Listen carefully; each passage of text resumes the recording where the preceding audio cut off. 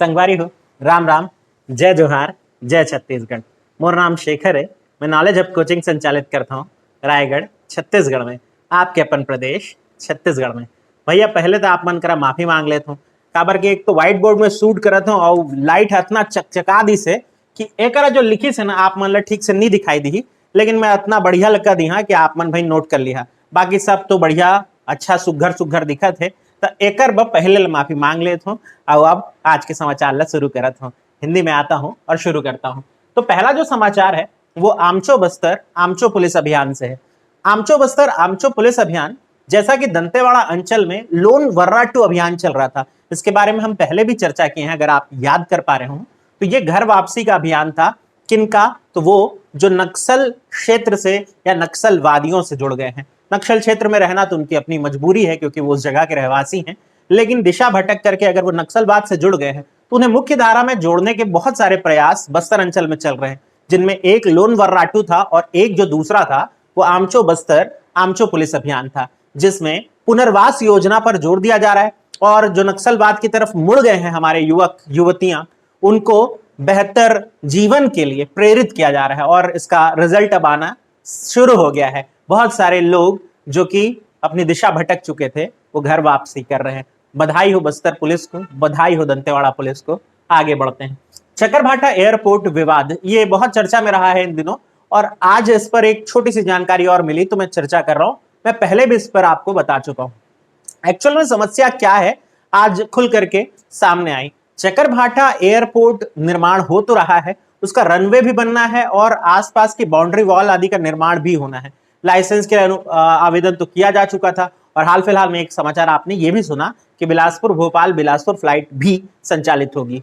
लेकिन अभी दिक्कत यह है कि यह निर्माण कार्य दे दिया गया है पीडब्ल्यूडी को, जो कि नहीं होना चाहिए था, ऐसा मानना है केंद्र का, जबकि राज्य सरकार ने इसका निर्माण कार्य पीडब्ल्यूडी को दे दिया है। देश के जितने भी एयरपोर्ट बनते हैं, अभी हाल फिलहाल के दिनों में ही कहें तो 100 से अधिक एयरपोर्ट बनने का दावा किया गया मोदी सरकार के दौरान, और इस दौरान लगभग जो छोटे एयरपोर्ट बने 137 एयरपोर्टों की संख्या बताई गई, उनका निर्माण AAI यानी एयरपोर्ट अथॉरिटी ऑफ इंडिया के द्वारा किया गया है, जो स्टैंडर्ड के आधार पर निर्माण करती है। लेकिन यह कार्य राज्य सरकार ने AAI को ना दे करके पीडब्ल्यूडी को दे दिया है और इसी कारण यह विवाद अभी तक गहरा रहा है। हाई कोर्ट ने इस पर जवाब भी मांगा था।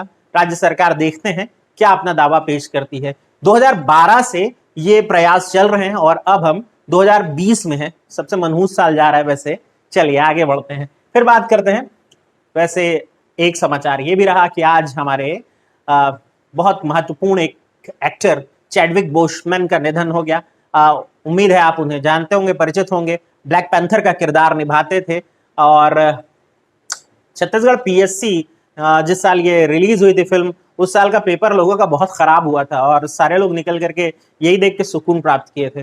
भगवान उनकी आत्मा को शांति दे। अब आगे बढ़ते हैं। अब बात करते हैं नया विधानसभा भवन की। तो भाई ये जो राज्य सरकार है उसने नए विधानसभा भवन के ऊपर भी बहुत काम किया है और ये काम अब 2 साल के भीतर अगर सब कुछ ठीक रहा तो साकार रूप ले सकता है। इसमें बहुत सारी लागत भी आएगी। 270 करोड़ रुपए की लागत आ रही है 51 एकड़ में इस परिसर को बनाने में। इस परिसर के ऊपर मैं पहले भी चर्चा किया हूं। आज 29 अगस्त के दिन इसका भूमि पूजन किया गया, यानी अभी बनकर के तैयार नहीं हुआ है।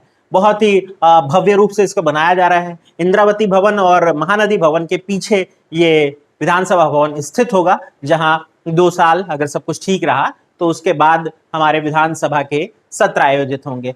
तो ये जो भवन है बड़ा हाईटेक बनाया जा रहा है, जिसमें सचिवालय जो बिल्डिंग होगी वो अलग होगी, जिसमें विधायकों के लिए अलग केंद्र होंगे। अच्छा, इसका रंग रोगन जो रहेगा उसमें छत्तीसगढ़ की कला संस्कृति, बारसूर या बस्तर अंचल के बहुत सारी कलाकृतियों को उकेरा जाएगा। ये सारी बातें सामने आ रही है। इतने ही तामझाम में तो 270 करोड़ रुपए खर्च हो रहे हैं। खैर आगे बढ़ते हैं। अब बात करते हैं क्रिकेट पंजीकरण के नए नियम से छत्तीसगढ़ को क्या खतरा हुआ है। अभी क्रिकेट पंजीकरण के नए नियम आए हैं और इसके अकॉर्डिंग 2 चीजें बहुत जरूरी कर दी गई है। नंबर, और जो ये क्रिकेट से जुड़े हुए लोग हैं या भविष्य में अपना सपना देखते हैं क्रिकेट में कैरियर बनाने का, बहुत ध्यान देकर के सुनिए। पहली चीज जो जरूरी हुई है वो है बोन टेस्ट, यानी हड्डी कितनी विकसित हुई है इसका परीक्षण करना।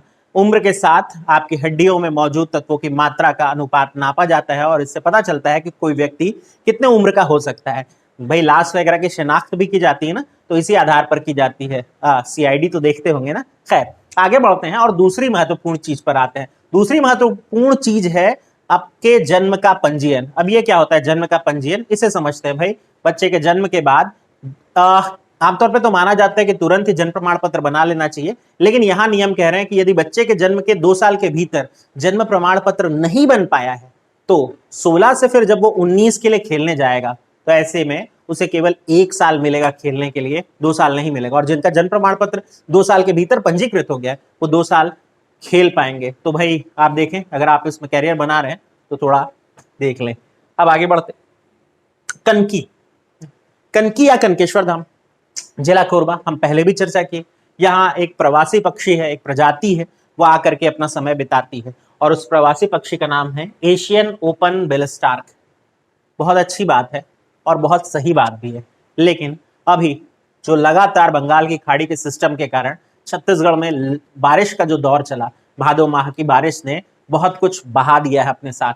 खबरों के भीड़ में हम ये खबरें भुला दे रहे हैं। जो भुक्तभोगी हैं वो तो कभी नहीं भुला पाएंगे कि गाँवों में नावें चलने लगी हैं, और वैसे वीडियो तो आप भी देख रहे होंगे। खैर इस पर चर्चा नहीं करते, चर्चा ये करते हैं कि 70 ऐसे प्रवासी पक्षी इस बारिश के कारण और जो बिजली चमकती उस घटना के कारण मृत हो गए। कहना यह था कि भाई जो पर्यावरण प्रेमी हैं उस जगह बहुत दिनों से एक संरक्षित केंद्र बनाए जाने की मांग कर रहे हैं, वहाँ सुरक्षा हो, वहाँ शिकार से लोग पक्षी बचे रह सके, इसकी मांग कर रहे हैं। ये अब तक पूरा नहीं हुआ है, प्रशासन को इस पर ध्यान देना चाहिए। अब बात करते हैं अगली न्यूज की, ठाकुर जोहरानी पर्व। तो ठाकुर जोहरानी पर्व ये मनाया जाता है बस्तर अंचल में, और बस्तर अंचल में गोंड समाज जो है वो इसको बड़ा सेलिब्रेट करता है। तो नुआखाई होता है, बहुत बड़ा पर्व होता है बस्तर अंचल का, जब फसल में बाली आ जाने के बाद अपने जो आराध्य हैं बूढ़ा देव, उनके सामने उसको समर्पित करके पूरा समाज इकट्ठा होता है, नुआखाई मनाई जाती है, और उसके बाद रैला नृत्य जो होता है ये सब इसका हिस्सा है। तो नुआखाई पर्व और ठाकुर जोहरानी याद रखेंगे। इसके बाद बात करेंगे जोड़ा जैतखम। ये अपने किस्म में अनोखा है। जोड़ा जैतखम, जैतखम किससे जुड़ा हुआ है तो आप जानते हैं, सतनाम पंथ से जुड़ा हुआ है। और छत्तीसगढ़ का सबसे लंबा कहाँ है या सबसे बड़ा जैतखम कहाँ है, ये आप कमेंट बॉक्स में सारे के सारे लोग लिख करके बताएं। आप लोग कमेंट नहीं करते यार, वीडियो देखते हैं कमेंट नहीं करते, तो कमेंट करें और लाइक भी नहीं करते। लाइक भाई किया करो यार, थोड़ा उत्साह बढ़ता है मेरा। तो आगे बढ़ते हैं, नहीं भी करोगे तो चलेगा यार, आप और हम परिवार है। तो जोड़ा जैतखम ये कोंडा गांव जो है वहां बनाया गया है। कोंडा गांव का स्वर्गीय अंबेडकर जो भवन है, भवन नहीं कहना चाहिए, हमें कहना चाहिए स्वर्गीय अंबेडकर मोहल्ला या बस्ती या पारा, वहां ये बनाया गया है। जोड़ा जैतखम है, यानी 2 जैतखम एक साथ है, साल और सरई के, और इसका उद्घाटन आज किया गया। जो हमारे ग्रामोद्योग मंत्री हैं रुद्र कुमार, गुरु रुद्र कुमार, वो वहां पहुंचे थे और ये उद्घाटन किया। ये अपने किस्म में अनोखा है, आमतौर पे 2 जैतखम एक साथ बहुत कम देखने को मिलते हैं। अब बात करते हैं अगली न्यूज पे। तो डमरूधर पुजारी, नाम याद कर सकते हैं, ये भाजपा से विधायक हैं और बिंद्रावनगढ़ को रिप्रेजेंट करते हैं, और इनका कोरोना टेस्ट पॉजिटिव आया। तो इतनी बड़ी क्या न्यूज बन गई? न्यूज इसलिए बन गई क्योंकि अभी चल रहा था विधानसभा का सत्र और ये भाई साहब वहां पहुंचे हुए थे, और विधायकों ने ये बड़ा दावा किया था कि हमको टेस्ट नहीं कराना है और हम टेस्ट से बचेंगे। अब ये पॉजिटिव आ गए हैं। अब बात करते हैं अगली न्यूज की। लोक पर्व कर्मा सरगुजा अंचल के लिए, तो सरगुजा अंचल के लिए ये लोक पर्व सेलिब्रेट किया गया। कर्मा नाम है, और ये जो पर्व है बहुत महत्वपूर्ण है। कर्म देवता की पूजा करने के लिए ये लोक पर्व मनाया जाता है या सेलिब्रेट किया जाता है। तो जो हमारे कर्म देवता हैं उनको सेलिब्रेट करने के अलावा सरगुजा अंचल में जो बालिकाएं होती हैं, जो बच्चियां होती हैं वहां, वो अपने भाई की लंबी आयु के लिए, लंबे समय तक उनके भाई जी सकें, इस उद्देश्य से, इस कामना के साथ उपवास भी रखती हैं। ये भी इस अवसर पर मनाया जाता है। अच्छा, कर्मा पर्व में कर्मा नाम का नृत्य भी किया जाता है, जो कि छत्तीसगढ़ का बड़ा फेमस नृत्य है, जिसमें मांदर की थाप होती है और साथ में झांझ, मंजीरा आदि बजाया जाता है। कर्मा अलग अलग प्रकार के होते हैं, बैगानी भी होता है, गोंड कर्मा भी होता है।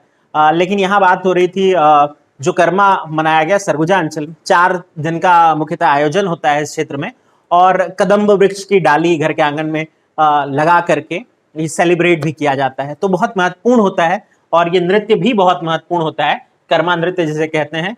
बहुत सारी किस्से कहानी जुड़े होती है। आज ऑनलाइन क्लास में मैं ये वीडियो अपलोड किया हूँ, जो मेरी ऑनलाइन क्लास चल रही है, तो जो जुड़े हैं उन्होंने तो बहुत डिटेल में इसको समझा होगा, मैं करना कैसे नाचा जाता है और किस किस तरह से किया जाता है वो सब बताया हूँ। तो अब यहाँ आप इतना जान लीजिए कि लोक पर्व कर्मा जो है उसमें सरगुजा अंचल के अलावा छत्तीसगढ़ के बाकी सभी अंचल में भी मनाया जाता है, जिसमें गोंड कर्मा, बैगानी कर्मा बहुत महत्वपूर्ण होता है।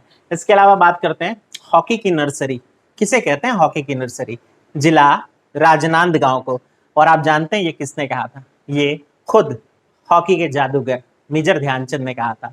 मेजर ध्यानचंद उन दिनों छत्तीसगढ़ आए थे। एक बहुत प्रख्यात कप होता है हमारे यहाँ हॉकी से संबंधित, महंत सर्वेश्वर दास जी के नाम पर।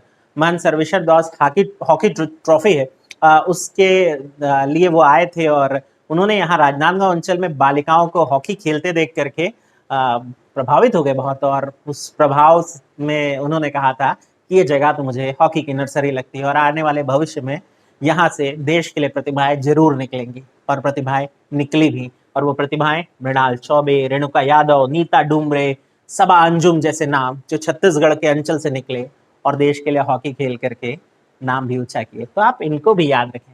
अब बात करते हैं छत्तीसगढ़ को 8वीं अनुसूची में शामिल किए जाने संबंधी मांग। तो यही वो जगह है जहां दिख नहीं रहा है, फिर से एक बार माफी मांगते हैं और चालू करते हैं। तो छत्तीसगढ़ में को या छत्तीसगढ़ी को 8वीं अनुसूची में शामिल किए जाने की मांग। अब इसे थोड़ा सा और आसान करके समझते हैं। तो भाई आपको और हमको सबको पता है कि छत्तीसगढ़ विधानसभा ने छत्तीसगढ़ी को छत्तीसगढ़ की राजभाषा ऑलरेडी डिक्लेयर कर, सरोज पांडे लाई थी ये विधेयक, अगर आप याद रख पा रहे होंगे तो। अब छत्तीसगढ़ में तो चलती है, देश में क्यों मान्य नहीं? देश में केवल 22 राजभाषा मान्य। ध्यान रखिए, देश की कोई राष्ट्रभाषा नहीं होती, राजभाषाएं होती। 22 मान्य है, उसमें छत्तीसगढ़ी नहीं है, और ये सब 8वीं अनुसूची में दिया। ये सब कुछ केंद्र सरकार के हाथ में होता है। तो एक तरह से राज्य सरकार ने विधानसभा में ये पहल कर दी है कि आप हमारे यहाँ की जो भाषा है उसे भी राजभाषा में शामिल कर लीजिए। 23वीं राजभाषा हम भी बन जाएंगे, अच्छा लगेगा, उन्नति होगी साहित्य की, उन्नति होगी छत्तीसगढ़ के कल्चर की, अंतर्राष्ट्रीय ख्याति हासिल कर सकेंगे, और भी बहुत कुछ। इस पर मैं पहले भी प्रश्न पूछ चुका हूँ। अब बात करते हैं हैप्पी हाइपोक्सिया। जितने लोग ये सुन रहे हैं बहुत ध्यान से सुने, और ये आपके लिए आज के लिए सबसे महत्वपूर्ण समाचार है। हैप्पी हाइपोक्सिया ये कोरोना का वो लक्षण है जो कि दिखाई नहीं देता है और धीरे धीरे आपको अपने प्रभाव में लेता है। छत्तीसगढ़ में सबसे ज्यादा मरीज इसी के शिकार पाए गए हैं, हैप्पी हाइपोक्सिया के। इसमें होता यह है कि आपका श्वसन तंत्र धीरे धीरे डैमेज होना शुरू होता है। वो इतना धीमा होता है ये गति इसकी कि आप उसके अनुभव नहीं कर पाते। आप सामान्य रूप से सांस भी ले रहे होते हैं, आप सामान्य रूप से कार्य भी कर रहे होते हैं, और एक दिन अचानक आपको पता चलता है कि आप काम करते हुए बहुत थक जा रहे हैं। आपके शरीर के अंगों को, जो बाकी के अंग है, उन्हें ऑक्सीजन की आपूर्ति ठीक से नहीं हो पा रही है। हैप्पी हाइपोक्सिया जो है वो आपको स्लो डेथ की तरफ लेकर के जाता है, और आप लक्षण चूंकि आइडेंटिफाई भी नहीं कर पाते तो आप इलाज के लिए भी नहीं जा पाते, और ऐसे जो मरीज हैं वो सबसे ज्यादा संकट में रहते हैं। मैं आपको लगातार चेतावनी देता आ रहा हूँ, खुद भी सुरक्षित रहिए और अपने परिवार को सुरक्षित रहिए। बिना मास्क के मत ही निकले तो अच्छा है। और सैनिटाइजर तो अपना मिले या दूसरे का मिले तो बहुत यूज करें, अपना मिले तो सावधानी से यूज करें, लेकिन यूज करते रहे। चलिए मुलाकात करेंगे हम कल। अच्छा, आज व्हाइट बोर्ड में आना पड़ा, इसके पीछे भी रीजन है, उसके लिए चर्चा तो नहीं करेंगे, लेकिन माफी चाहते हैं। फिर ब्लैक बोर्ड में मिलेंगे, क्योंकि अपना अपना सा वहीं लगता है। चलिए।